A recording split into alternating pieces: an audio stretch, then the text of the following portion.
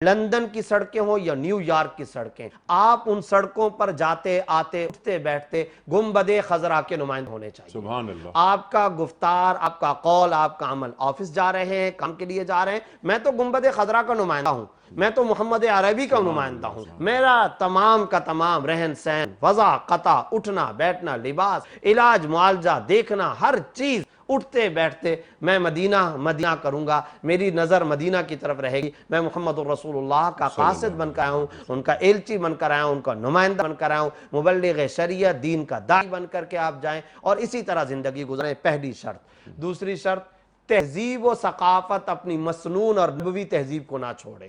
بہت دکھ ہوتا ہے، رہن سہن بھی انہی جیسا، وضاقہ بھی انہی جیسی، بننا سننا بھی انہی جیسا، رہنا بھی انہی جیسا۔ تو تہذیب و ثقافت ہماری ایک مخصوص ہے، ہمارا شعار ہے۔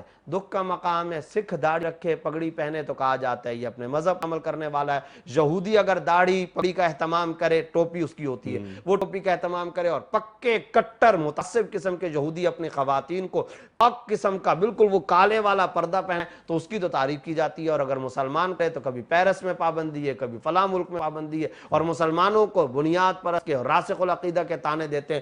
بھول جائیے ان طعنوں کو، تہذیب پہ ناز کیجئے، ہماری مسنون تہذیب، نبوی تہذیب، ہم اس کے علم بردار ہیں۔ اس ثقافت، اس تمدن اور اس تہذیب کو کبھی نہیں چھوڑنا چاہیے۔ دو باتیں، اور تیسری اہم ترین بات یہ اولاد کی تعلیم تربیت۔ اولاد کی تربیت آج بڑی مشکل سے آپ نے اسلام کو تو تھام کے رکھا ہے، آپ تو مسجد کے اندر رمضان میں نظر آ جایا کرتے ہیں، آپ تو اس تلاوت اور صدقے کی طرف متوجہ ہو جایا کرتے ہیں، پوتے صاحب کیا کریں گے؟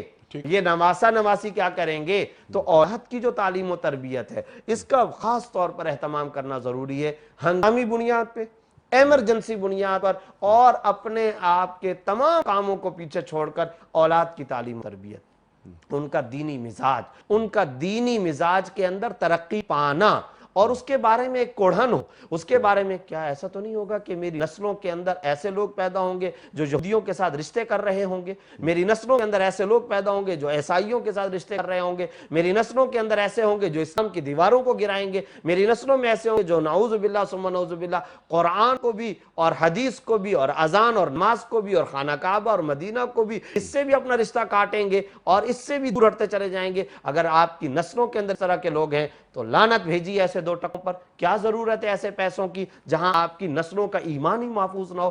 ایمان کی قیمت پر چند ٹکے کمانا چاہتے ہیں؟ یعنی وہ ہجرت کر کے واپس آ جائیں اب ایسی دارالاسلام میں؟ جی میں اچھا یہ عرض کر رہا ہوں۔ بتائیے جی ہاں۔ کہ